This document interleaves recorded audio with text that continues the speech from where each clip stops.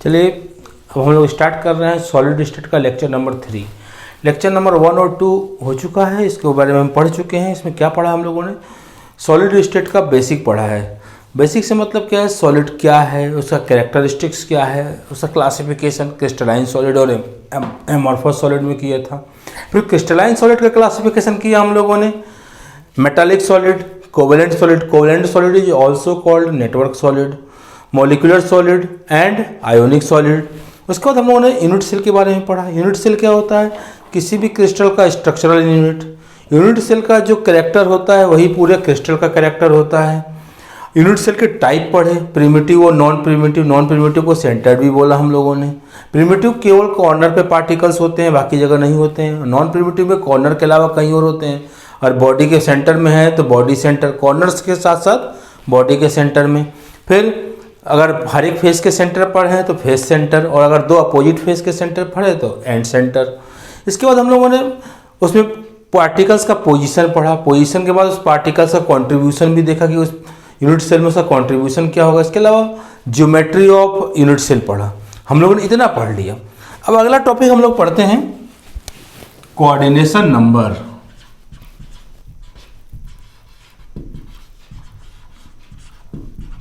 Coordination number CN। तो क्या होता है कोऑर्डिनेशन नंबर? जब कोई क्रिस्टल बिल्डअप होता है उसके पार्टिकल से, तो जब कोई पार्टिकल अपने नेबरिंग पार्टिकल से सराउंडेड होगा तो जितनी क्वांटिटी में सराउंडेड होगा वही उसका क्या होगा? कोऑर्डिनेशन नंबर होगा। तो क्या कह सकते हैं हम लोग इसको? हम लोग इसको कैसे डिफाइन कर सकते हैं? The number of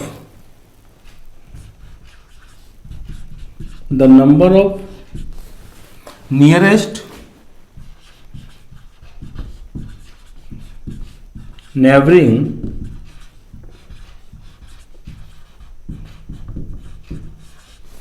particles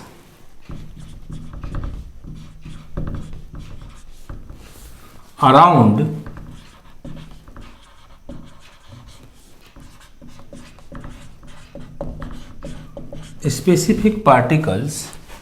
specific particle known as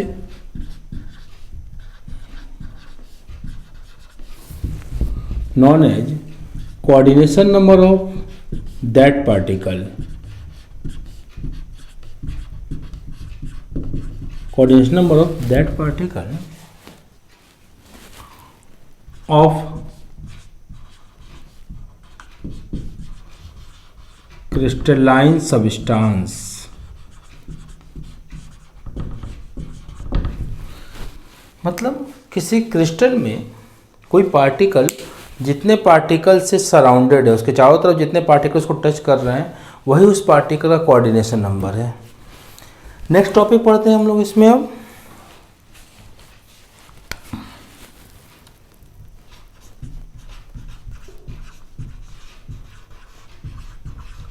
arrangement of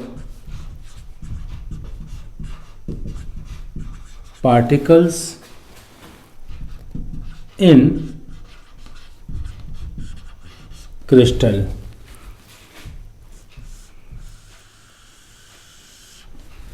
किसी क्रिस्टल में पार्टिकल का अरेंजमेंट कैसे हो सकता है? तो सॉलिड स्टेट पूरा 3D में, 3 डायमेंशनल में है, लेकिन 3 डायमेंशनल डायरेक्ट नहीं बनेगा। पहले 1D बनेगा, 1 डायमेंशनल बनेगा, फिर 2 डायमेंशनल, फिर 3 डायमेंशनल। मतलब पार्टिकल का अरेंजमेंट पहले 1D में होगा, फिर 2D में होगा, फिर 3D में होगा। बात समझो कि हमारे पास बहुत सारी टेनिस बॉल है, और टेनिस बॉल को क्लोज पैक में रख के एक 3D क्रिस्टल बनाना है। तो कैसे बनाओगे 3D क्रिस्टल? हम लोग कैसे बनाएंगे?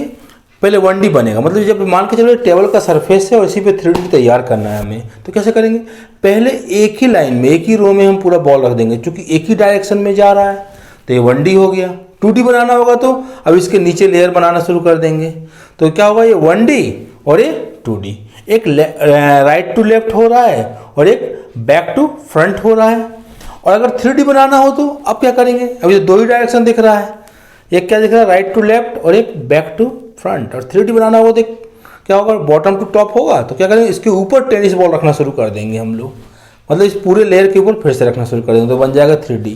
देखो जैसे इसी की बात कर लेते हैं, जो मेरे हाथ में एक डायरी है 3D में है। इसका कॉर्नर देखो, कॉर्नर देख रहे हैं तो क्या जा रहा है, ये 1D, ये 2D और ये 3D। देख रहे हो 3 डायरेक्शन दिख रहा है इस कॉर्नर पे, तो ये 3D में है। तो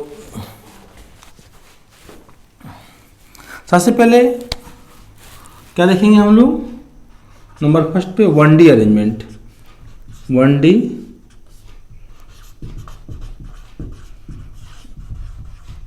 अरेंजमेंट।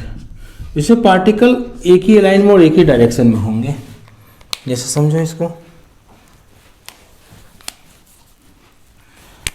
ये पार्टिकल्स हैं,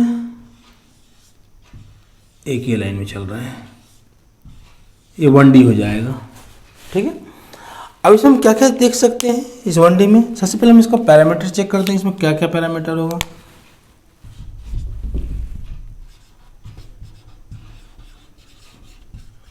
पैरामीटर से मतलब क्या है, इसमें एज कितना है और एंगल कितना है। तो सबसे पहले इसमें देखते हैं हम लोग एज। भाई इसमें तो एक ही एज हो सकता है, दो नियरेस्ट पार्टिकल के बीच का डिस्टेंस, इसके अलावा कुछ हो सकता है क्या। मान लेते हैं कि यहाँ से लेके यहाँ तक का डिस्टेंस कितना है, यहाँ से लेके यहाँ तक का डिस्टेंस कंसीडर कर लेते हैं कि स्मॉल ए है।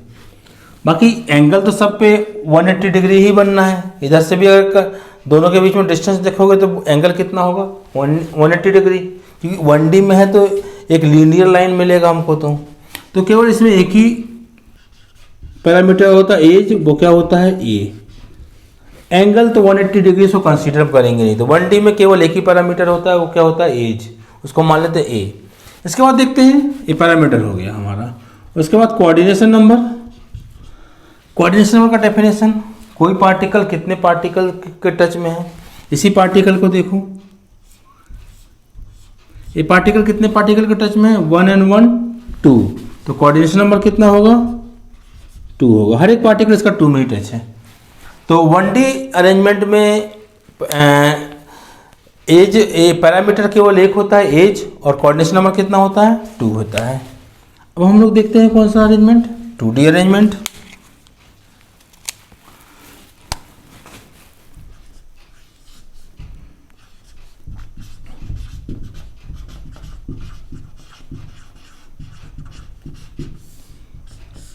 टू डी अरेंजमेंट में क्या होगा, पहले 1D मतलब एक ही डायरेक्शन में पूरे पार्टिकल चलेंगे, तो ये एक ही डायरेक्शन में पूरे पार्टिकल आ गए।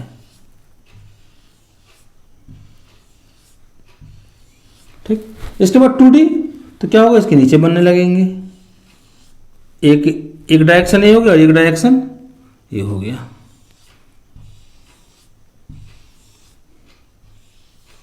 ये 2D हो गया और हमें 2D ही देखना है। ठीक है, अब इसे चेक करते हैं हम लोग। सबसे पहले पैरामीटर,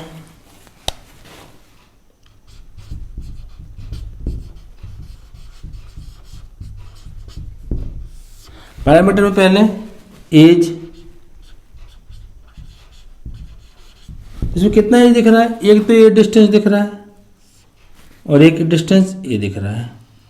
मान लो ए है और ये बी है, तो एज इसमें 2 होगा। कितने एज होंगे इसमें, 2 एज होगा। ठीक, कौन कौन सा होगा, ए एंड बी। फिर एंगल, एंगल इसमें केवल एक होगा। यहाँ पे दोनों के बीच में एक एंगल बनेगा, मान लो वो एंगल क्या है, अल्फा है, तो इसमें केवल एक एंगल होगा, मान लो क्या है, अल्फा। टोटल कितने पैरामीटर हो गए, 1 2 और ये 3 पैरामीटर हो गए, इसमें 2 एज है और एक एंगल है। अगर इन दोनों को अलग अलग तरह से अरेंज किया जाए, मतलब एक बार A is equal to B हो, एक A is not equal to B हो, alpha is equal to 90 degree हो, alpha is not equal to 90 degree हो, ऐसे करके अरेंज किया जाए तो अलग अलग क्रिस्टल बनेगा, क्योंकि यूनिट सेल से ही बनता है क्रिस्टल। तो क्रिस्टल बनेगा तो उसमें क्रिस्टल सिस्टम कितना बनेगा, अलग अलग टाइप का क्रिस्टल होता है, उसको बोलते हैं क्रिस्टल सिस्टम। इसमें कितना क्रिस्टल सिस्टम बनना है, इसमें बनना है 5 क्रिस्टल सिस्टम। अभी कौन कौन सा बनेगा इसको ना करें, क्योंकि हमें 3D में देखना है, बस इतना ध्यान रखें इसमें 5 क्रिस्टल सिस्टम बनना है। ठीक है, इसमें क्वेश्चन आता है कि 2D अरेंजमेंट में how many crystal system can be possible, ये क्वेश्चन पूछा जाता है। इसको बता दें हमको इसमें 3D अरेंजमेंट में। नंबर 3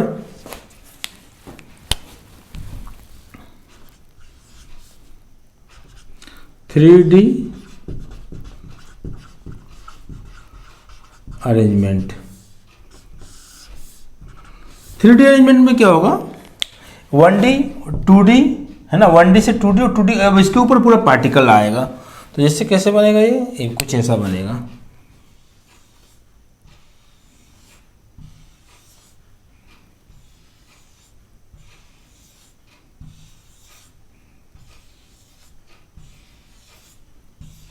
कुछ इस टाइप से बनेगा, है ना।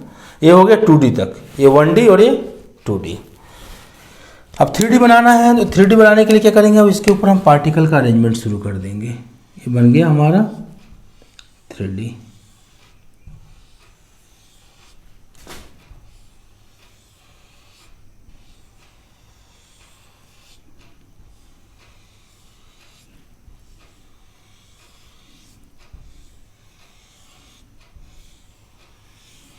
ठीक है। अब इसमें ना तुम्हें, आप लोगों को ना इसमें पैरामीटर दिख रहा होगा, ना एज दिख रहा होगा, ना कोऑर्डिनेशन नंबर समझ में आ रहा होगा। ये सब बातों को समझने के लिए इसको हम इसका ग्राफिकल स्ट्रक्चर बना लेते हैं। इसका ग्राफिकल स्ट्रक्चर कैसे बनेगा, इतना आप लोग राइट डाउन करें, इतना लिखें पहले, उसके बाद इसका ग्राफिकल स्ट्रक्चर बनाते हैं।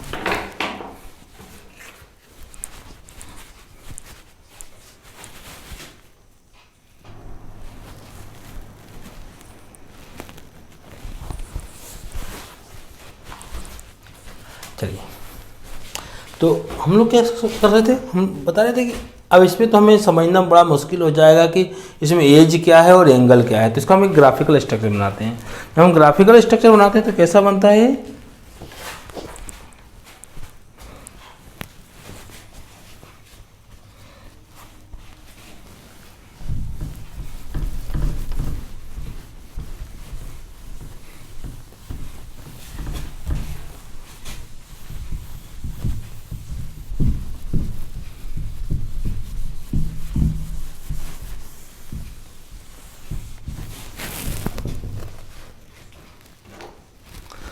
थोड़ा ध्यान दीजिए। इसका हम ग्राफिकल स्ट्रक्चर बना रहे हैं, यहाँ बना रहे हैं। तो 3-3 लाइन का सेट बना रहे हैं, थोड़ा ध्यान से देखना आप लोग।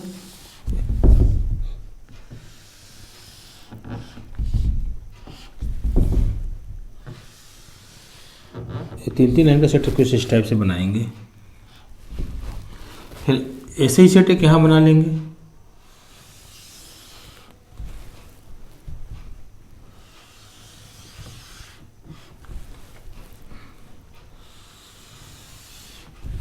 और एक सेट और बना लेंगे, थोड़ा दूरी बन गया है, इसको पास बना लेते हैं।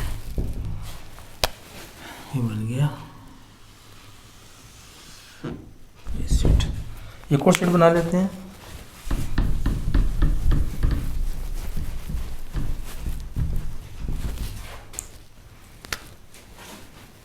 सेम यही का यही।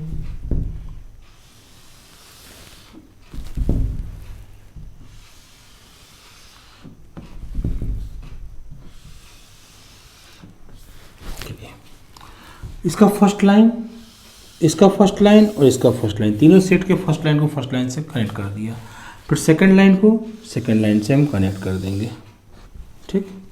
और थर्ड लाइन को थर्ड लाइन से हम लोग कनेक्ट कर देते हैं। और इन तीनों पॉइंट्स को यहाँ से मिला देते हैं, और इन तीनों पॉइंट्स को यहाँ से, और इन तीनों पॉइंट्स को यहाँ से, ऐसे यहाँ करते हैं। फर्स्ट, फिर सेकंड को, और फिर थर्ड को थर्ड से, ये हो गया। और फिर इन पॉइंट्स को मिला देते हैं।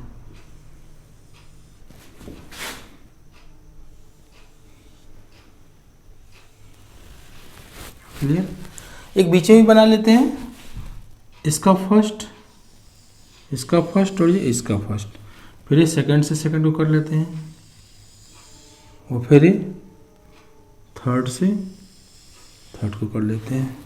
फिर इन तीनों को मिला देते हैं।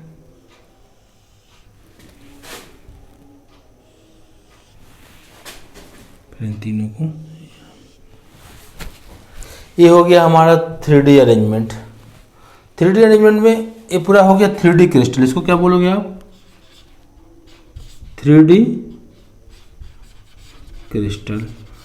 हालांकि हम लोगों ने क्या बनाया है, क्यूबिक क्रिस्टल बनाया है, क्योंकि 3D में 7 टाइप से क्रिस्टल बन सकता है। क्यूबिक भी बन सकता है, टेट्राहेड्रल भी बन सकता है, ऑर्थोरोम्बिक भी बन सकता है, ट्राइक्लिनिक भी अलग अलग बन सकता है। लेकिन इसका स्टडी बड़ा आसान होता है और आसानी से बन भी जाता है, इसलिए इसको बना दिया हमने।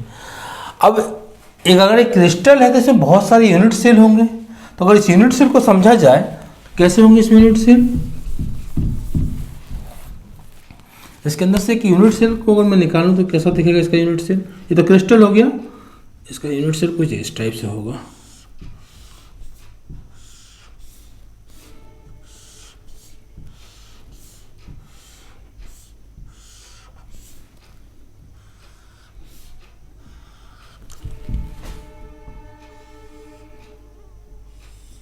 ये इसका यूनिट सेल होगा। अब कोई पॉइंट लो, जैसे इसी पॉइंट को सिलेक्ट करते हैं हम लोग, कितना डायरेक्शन देख रहे हो? 1 2 और ये 3। इस पॉइंट पे कितना डायरेक्शन है? 3 डायरेक्शन है। किसी पॉइंट पे 3 डायरेक्शन है, इस पॉइंट को चेक कर लो। तो वो 3 डायरेक्शन कैसे हैं? ये है, ये 3 डायरेक्शन है।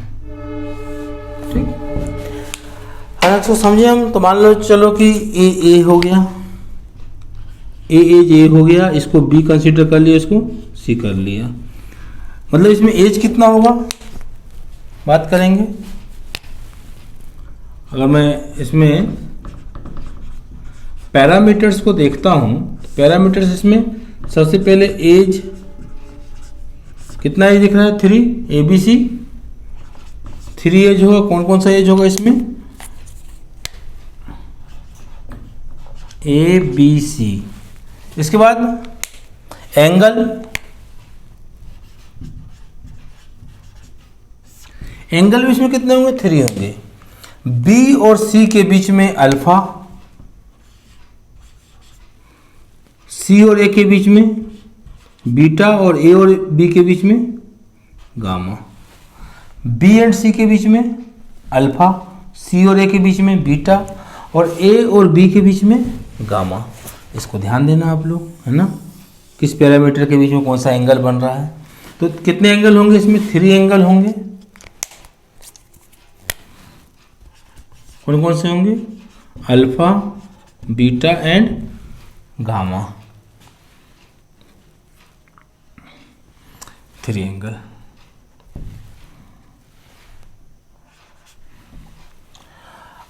बात होता है इसमें अब कोऑर्डिनेशन नंबर का। क्या हम लोग जब 2D अरेंजमेंट देख रहे थे उसमें कोऑर्डिनेशन नंबर देखा है? नहीं देखा, उसमें कोऑर्डिनेशन नंबर 4 लिख लेना, है ना। उसमें कोऑर्डिनेशन नंबर कितना होता है? 4। मुझे ध्यान नहीं है कि मैंने बताया कि नहीं उसमें। अब इसमें कोऑर्डिनेशन नंबर देखेंगे तो अलग अलग इस 3D क्रिस्टल में अलग अलग यूनिट सेल्स होंगे, अलग अलग अरेंजमेंट होगा, सब जगह कोऑर्डिनेशन नंबर अलग अलग होगा। उसको हम डीपली स्टडी करेंगे इसके बाद।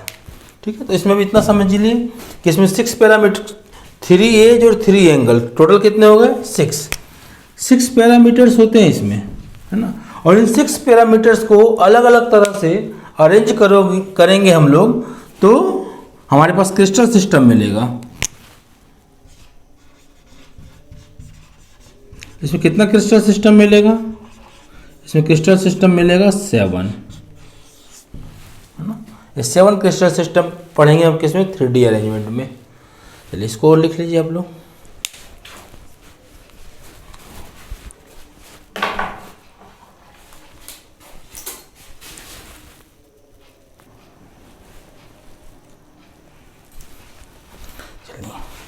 तो 3D अरेंजमेंट में 6 पैरामीटर होता है, मतलब इसमें 3 एज होता है ABC, और 3 एंगल होता है अल्फा, बीटा, गामा।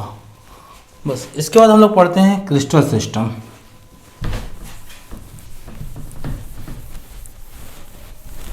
इस 6 पैरामीटर्स को अलग अलग टाइप से अरेंज किया जाए तो 7 क्रिस्टल सिस्टम पॉसिबल होता है।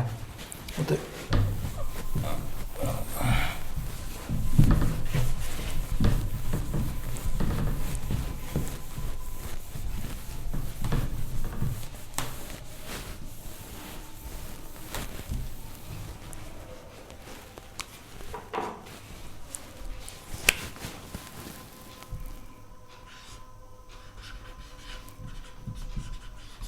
क्रिस्टल सिस्टम इन 3D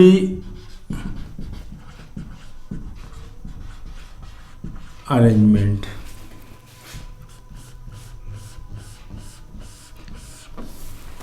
अगर 3D अरेंजमेंट में क्रिस्टल सिस्टम देखें तो 7 होता है। कैसे पता चला 7 होता है? एक्स रे स्टडी से। इस एक्स रे स्टडी को सबसे पहले किसने किया? ब्रेविस ने, है ना। किसने किया? ब्रेविस ने। तो क्या कहेंगे हम इसमें? Brevis so that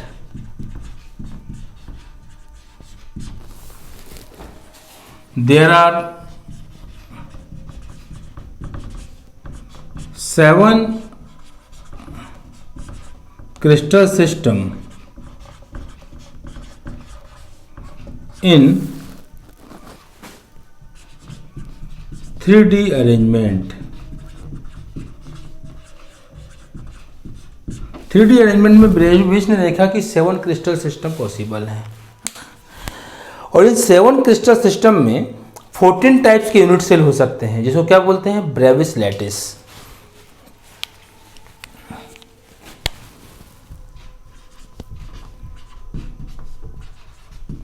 Brevis lattice 14 unit cells, 14 unit cells किसी किसी बुकों में, किसी किसी बुक्स में 3D कॉन्फ़िगरेशन भी लिखा है यूनिट सेल के लिए। 3D configuration 14 unit sales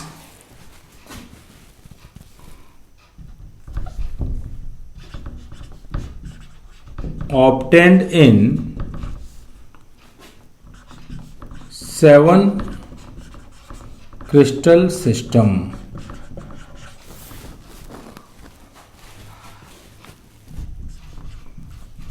These are known as Brevis lattice।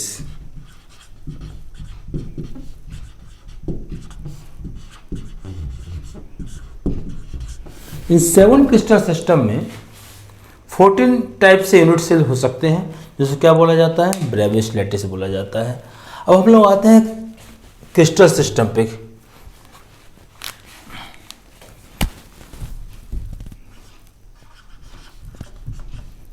Crystal system कैसे 7 टाइप के क्रिस्टल सिस्टम बन जाते हैं? पैरामीटर्स के डिफरेंट अरेंजमेंट से। पैरामीटर्स का अरेंजमेंट अलग अलग हो जाएगा तो अलग अलग टाइप के क्रिस्टल सिस्टम मिल जाएंगे। जैसे देखो इसमें नंबर फर्स्ट कितने होते हैं? 7 होते हैं। Number 1 cubic crystal system. Cubic crystal system में क्या होगा? जो एज होगा, क्यूब में क्या होता है? सारे एज इक्वल होते हैं, मतलब A is equal to B और B is equal to C. और एंगल कैसा होता है क्यूब में? 90 डिग्री का। तो alpha is equal to beta, beta is equal to gamma, और दीज आर 90 डिग्री। सब कुछ इक्वल है, कुछ भी अलग नहीं है, इसलिए इसको क्या बोलते हैं? Most symmetrical crystal system. इसको क्या बोलते हैं? Most symmetrical. इसके लिए एक वर्ड ये भी यूज किया जाता है, मोस्ट सिमेट्रिकल। ये समझो इसको।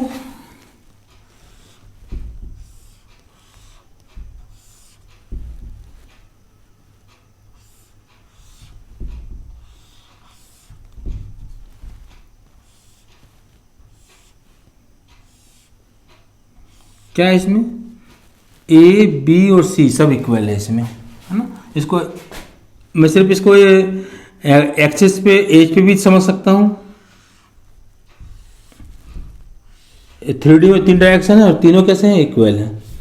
ए बी और ये सी तीनों कैसे हैं, इक्वल हैं। और अगर कैसे भी शो कर सकते थे हम लोग, ए बी और ये सी तीनों कैसे हैं, इक्वल होंगे। तो क्या हो जाएगा, ये क्यूबिक क्रिस्टल सिस्टम होगा। इसमें बॉन्ड एंगल कैसा होगा, 90 डिग्री। हालांकि इस बोर्ड पे नहीं समझ लग रहा 90 डिग्री नहीं है। कोइंसिडेंटली इस क्लासरूम में मैं लेक्चर दे रहा हूँ, ये पूरा क्यूबिक के जैसा ही है। इस कॉर्नर से देख रहे हैं तो जो लेंथ यहाँ इधर से है वही लेंथ इधर से भी है और वही लेंथ इधर से भी है। तो तीनों लेंथ तीनों एज कैसे हैं, इक्वल है। और एंगल कैसा है, सब 90 डिग्री है। तो ये हो गया कैसा, ये हो गया क्यूबिक क्रिस्टल सिस्टम। इसमें unit cell,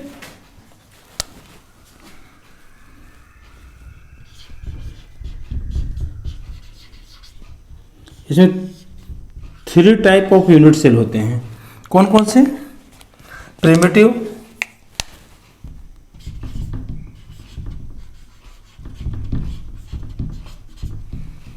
body centre and face centre. ठीक, प्रिमिटिव मतलब केवल कॉर्नर पे पार्टिकल होगा। बॉडी सेंटर मतलब हर एक कॉर्नर पे पार्टिकल होगा, साथ में बॉडी के सेंटर पर होगा। और फेस सेंटर मतलब हर एक कॉर्नर पे पार्टिकल होगा और उसके साथ साथ हर एक फेस के सेंटर पर होगा। इसके बाद आते हैं नंबर 2। नंबर 2 होगा टेट्राहेड्रल क्रिस्टल सिस्टम, या इसको टेट्रागोनल भी बोलेंगे।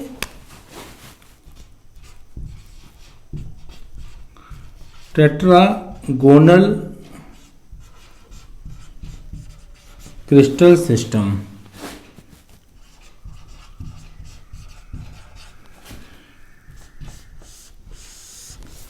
इसमें क्या होगा, दो लेंथ एक जैसा रहेगा, ए और बी, बस सी को बढ़ा देंगे, है ना। मतलब ये दो लेंथ एक जैसे रहेंगे,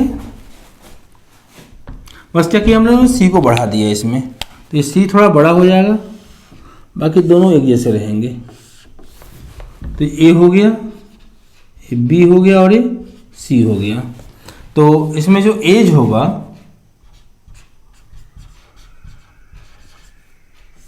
एज कैसा होगा इसमें, A is equal to B but B is not equal to C. अब इसका लेंथ बढ़ा देने से तो एंगल चेंज नहीं होना है, एंगल तो 90 डिग्री ही रहेगा। जैसे इस दीवार को मैं अगर मैं बड़ा कर दूं तो क्या फर्श के साथ इसका एंगल चेंज हो जाएगा, नहीं होना है। तो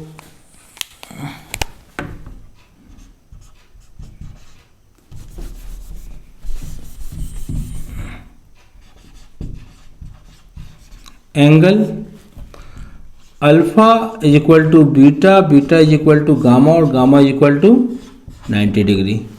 यूनिट सेल, इसमें 2 टाइप का यूनिट सेल होता है। कौन कौन सा, प्रिमिटिव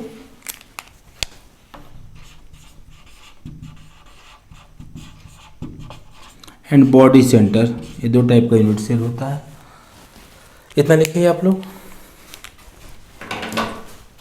फिर आगे देखते हैं।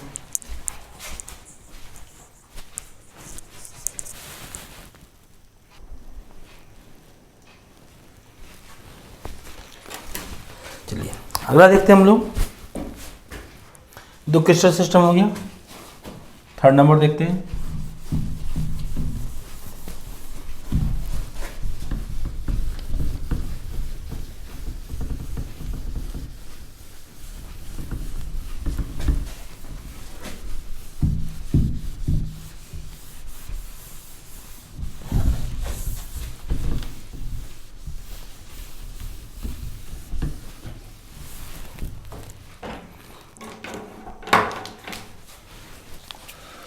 थर्ड क्रिस्टल सिस्टम होगा ऑर्थो रोम्बिक और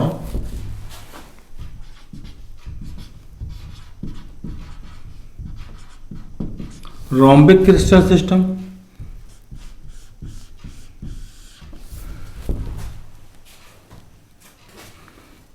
इसको लाइक मैच बॉक्स भी बोल सकते हो आप। माचिस का डब्बा है ना, क्या होता है माचिस के डब्बे में, या इस बुक को देखो, ये डायरी जो अभी हम लोग देख रहे थे ये कोइंसिडेंटली ऑर्थोरोम्बिक ही है, इसमें कुछ भी इक्वल नहीं होता है। तीनों ही देखो मिलाओ, ये ए हो गया, ये बी हो गया और ये सी हो गया, तीनों क्या इक्वल है? नहीं है, तीनों अलग अलग है। इसका लेंथ कुछ और है, इसका लेंथ कुछ और है और इसका लेंथ कुछ और है, तीनों का लेंथ अलग अलग है। तो एज की बात करेंगे हम, एज कैसा होगा?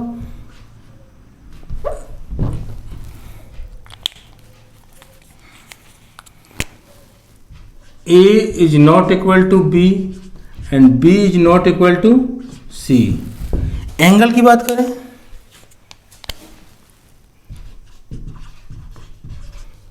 एंगल कैसे होंगे इसमें भाई?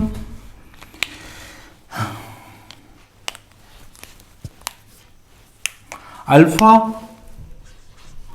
Is equal to beta, beta is equal to gamma और gamma is equal to 90 degree.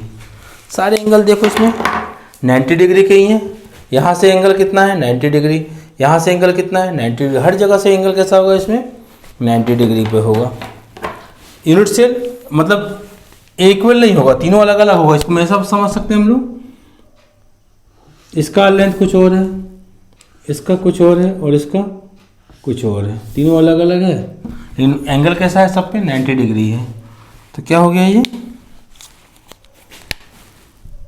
A B and C. Unit cell की बात करते हैं।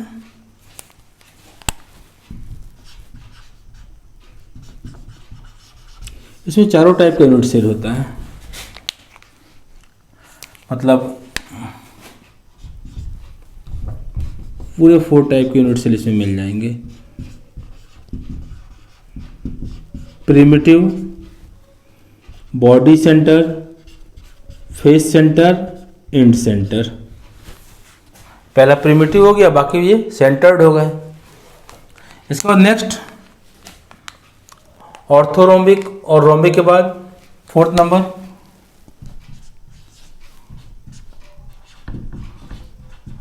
ट्राइगोनल और रोम्बोहेड्रल।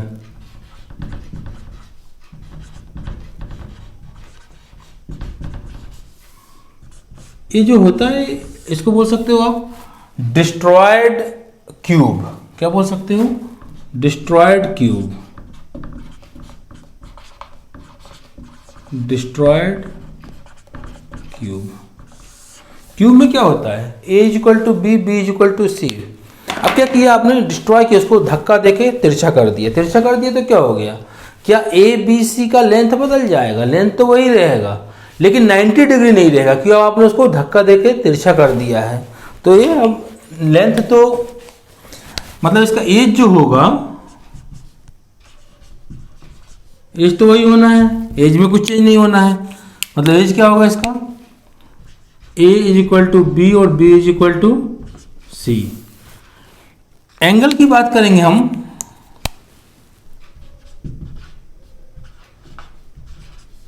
तो इसमें एंगल एक भी 90 डिग्री नहीं रहेगा। अब means alpha is equal to beta, beta is equal to gamma और gamma is not equal to 90 degree. तीनों में से कोई भी 90 डिग्री का अब नहीं रहेगा।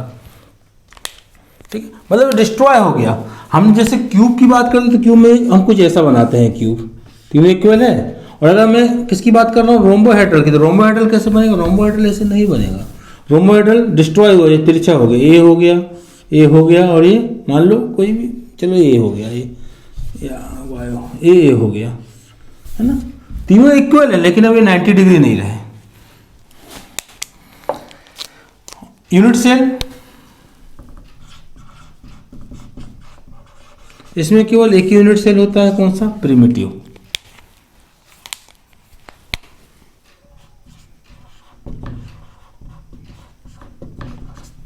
Four number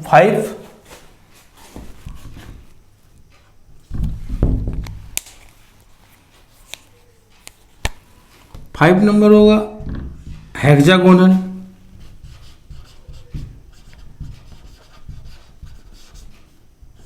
hexagonal crystal system में छत और फर्श, रूफ एंड फ्लोर दोनों कैसे होंगे, हेक्सागोनल होंगे, बस दीवारें खड़ी रहेंगी। जैसे इसका फिगर कुछ ऐसा समझ सकते हैं हम लोग,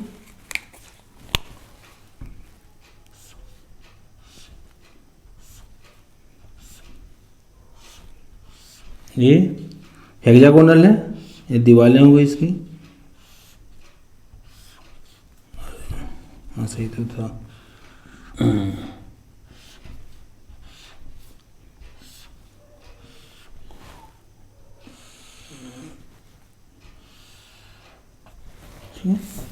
तो क्या होगा, हेक्सा, इस पॉइंट को देखो, ये जो दो एक ए लेंथ और एक ए लेंथ, ये हेक्सागोनल का हिस्सा है, ये दोनों इक्वल होगा ए और बी, लेकिन सी इक्वल नहीं होगा। तो इसमें एज कैसा होगा,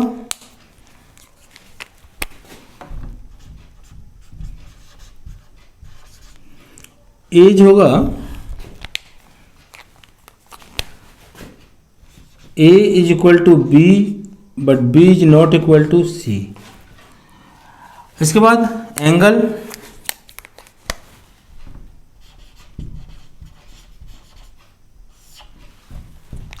ये जो दीवार देख रहे हैं तो यहाँ पे 90 डिग्री होगा, यहाँ 90 डिग्री, लेकिन अंदर वाला 90 डिग्री नहीं होगा। मतलब alpha is equal to beta, दो एंगल इसमें कैसे होंगे, 90 डिग्री के होंगे। और जो गामा वाला होगा वो कितना, इसके अंदर कौन सा एंगल होता है, हेक्सागोनल के अंदर 120 डिग्री होगा।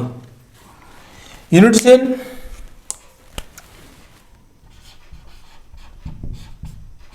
इसमें भी बस एक ही यूनिट सेल होगा, कौन सा, प्रिमिटिव।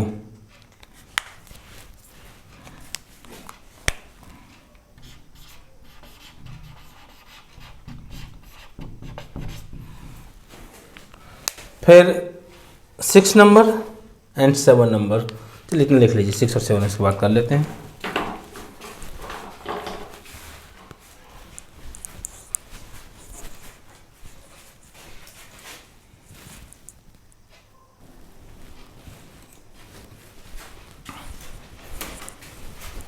चलो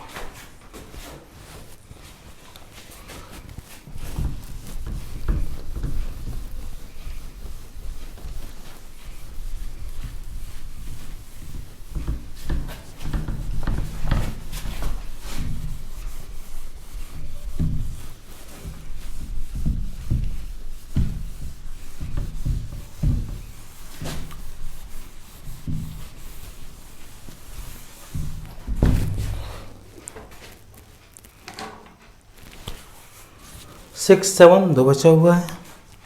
6 number,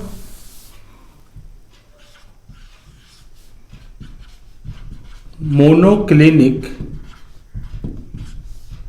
crystal system. Monoclinic crystal system, इसको बोल सकते हैं आप डिस्ट्रॉयड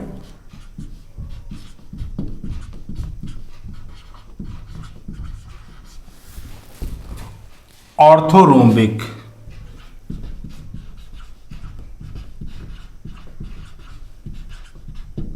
डिस्ट्रॉयड ऑर्थोरोम्बिक है। ऑर्थोरोम्बिक का पैरामीटर क्या था, जो एज था,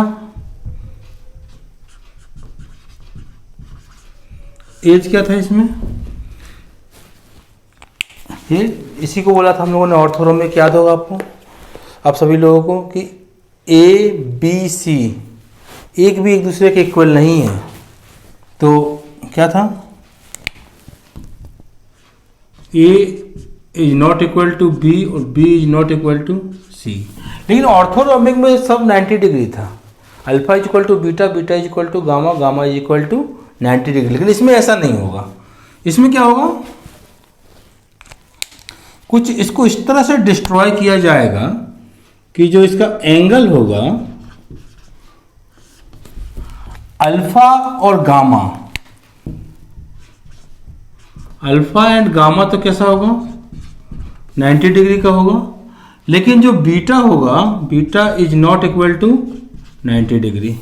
अल्फा और गामा 90 डिग्री का होगा, लेकिन बीटा 90 डिग्री का नहीं होगा। कुछ इस तरह से इसको डिस्ट्रॉय किया जाएगा। इसके बाद इसमें ऑर्थोरोम्बिक जैसा ही बनेगा, बस डिस्ट्रॉय किया गया है इसको, इसलिए इसको मैं इसका फिगर नहीं बना रहा हूं। यूनिट सेल, इसमें 2 यूनिट सेल होता है। कौन कौन सा? Primitive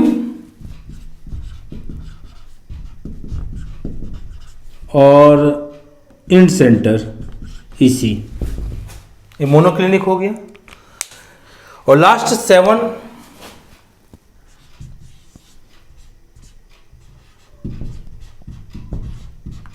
triclinic crystal system. जैसे क्यूबिक जो था वो मोस्ट सिमेट्रिकल था, तो ये कैसा होगा? मोस्ट अनसिमेट्रिकल होगा।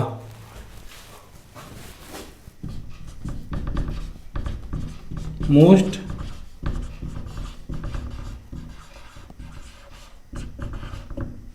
Unsymmetrical.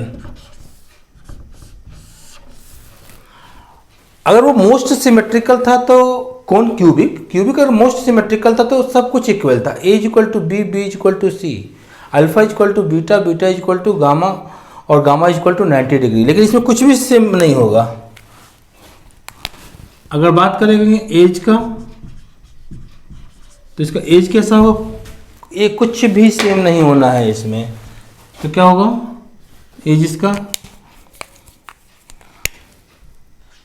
A is not equal to B और B is not equal to C. Angle की बात करेंगे हम, एंगल क्या होगा? Alpha is not equal to beta, beta is not equal to gamma और gamma is not equal to 90 degree. कुछ भी इक्वल नहीं है, इसलिए इसको क्या बोल रहे हैं? Most unsymmetrical. और यूनिट सेल, इसमें केवल एक ही यूनिट सेल होता है, कौन सा? प्रिमिटिव। हो गया। 7 क्रिस्टल सिस्टम से अगर सबसे ज़्यादा कोई क्वेश्चन पूछा जाता है तो इसके पैरामीटर से पूछा जाता है। सबका एज और एंगल आपको पता होना चाहिए। ठीक है, इसको लिख लीजिए इतना।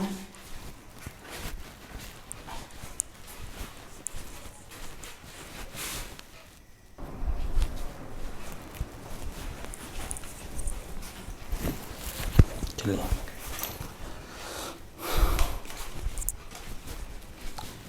ये 7 क्रिस्टल सिस्टम हो गया।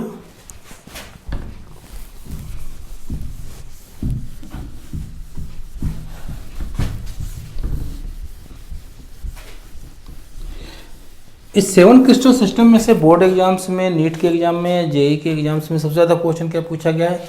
एज से और एंगल से। थोड़ा फास्ट थोड़ा इसका रिवीजन कर लेते हैं, इसको टेबुलर फॉर्म में एक बार पढ़ लेते हैं ताकि आप लोगों को मेमोराइज रहेगा ये।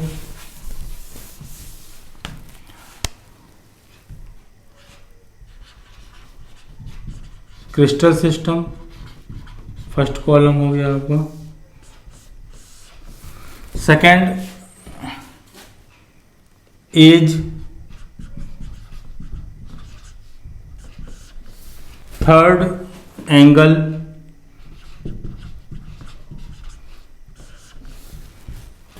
फोर्थ यूनिट सेल या इसी को क्या बोलते हैं? Bravais lattice. Bravais lattice, Bravais lattice. चलिए क्रिस्टल सिस्टम में देखते चलते हैं हम लोग।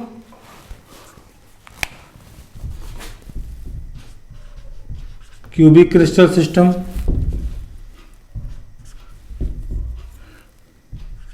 Tetragonal crystal system, orthorhombic crystal system, orthorhombic और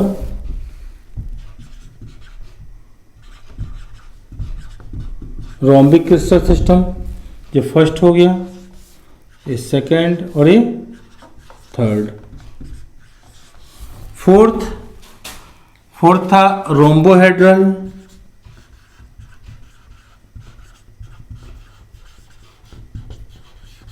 और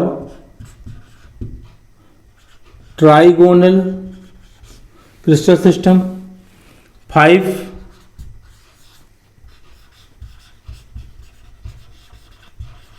hexagonal crystal system. 6 monoclinic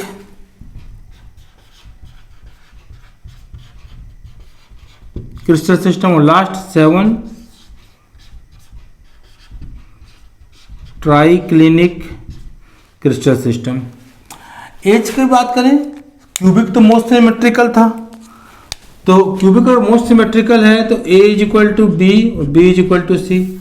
tetragonal में क्या किया गया, दो लेंथ को एक जैसा रखा गया, बस एक को थोड़ा बड़ा कर दिया गया, मतलब दीवालों को बड़ा कर दिया गया, तो क्या हो गया A is equal to B और B is not equal to C. Orthorhombic like match box, माचिस का डब्बा जिसमें कुछ भी बराबर नहीं होता है, तो A is not equal to B और B is not equal to C. Rhombohedral या ट्राइगोनल, ये क्या था, डिस्ट्रॉयड क्यूब। डिस्ट्रॉयड क्यूब तो मतलब बस क्यूब को धक्का दे दिया गया, जिससे इसका एंगल तो चेंज नहीं हुआ। A is equal to B और B is equal to C. Hexagonal, छत और फर्श कैसा था, हेक्सागोनल था, तो उसकी दो लेंथ A और B तो इक्वल था, but it is not C equal to C. A is equal to B और B is not equal to C. Monoclinic, monoclinic को क्या बोला गया था, डिस्ट्रॉयड ऑर्थोरोम्बिक। डिस्ट्रॉयड ऑर्थोरोम्बिक था, तो मतलब इसमें तो कोई चेंज नहीं था, सिर्फ एंगल में चेंज हुआ था यहाँ पे, तो A is not equal to B और B is not equal to C. Triclinic, most unsymmetrical, कुछ भी इक्वल नहीं है, तो क्या हो जाएगा ये, A is not equal to B और B is not equal to C. Angle पे जाते हैं। एंगल क्यूबिक, क्यूबिक का एंगल कैसा होगा, चूंकि मोस्ट सिमेट्रिकल है, सब इक्वल होगा, means alpha is equal to beta, beta is equal to gamma और gamma is equal to 90 degree. Tetragonal, बस दीवालों को बढ़ाया गया, तो कुछ तो चेंज नहीं किया गया, तो दीवार बढ़ाने से एंगल चेंज नहीं हो जाएगा, तो alpha is equal to beta, beta is equal to gamma और gamma is equal to 90 degree. Orthorhombic, match box, माचिस का डब्बा, चाहे डायरी, हर एक एंगल कितने का है, 90 डिग्री का ही है, तो alpha is equal to beta, beta is equal to gamma, gamma is equal to 90 degree. Rhombohedral या trigonal, distorted cube, distorted cube मतलब धक्का दिया गया, तो मतलब क्या होगा, एंगल एक भी 90 डिग्री का नहीं रहेगा, ये भले एक जैसा रहेगा, तो क्या हो जाएगा, alpha is equal to beta, beta is equal to gamma और gamma is not equal to 90 degree, तीनों ही 90 डिग्री के नहीं है।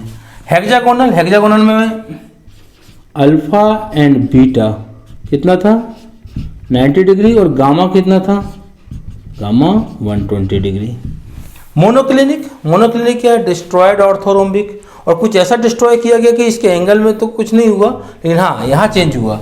यहाँ क्या चेंज हुआ, alpha is equal to gamma is equal to 90 degree and beta is not equal to 90 degree, कुछ इस तरह से इसको डिस्ट्रॉय किया गया। ट्राइक्लिनिक, मोस्ट अनसिमेट्रिकल, कुछ भी इक्वल नहीं, alpha is not equal to beta, beta is not equal to gamma और these are not equal to 90 degree. Unit cell या ब्रेविस लैटिस, इसमें कितना यूनिट सेल होता है, 3।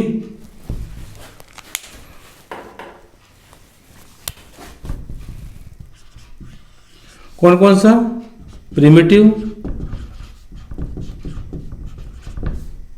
Body centre and face centre. इसमें कितना, 2 प्रिमिटिव एंड बॉडी सेंटर। इसमें कितना, 4 प्रिमिटिव,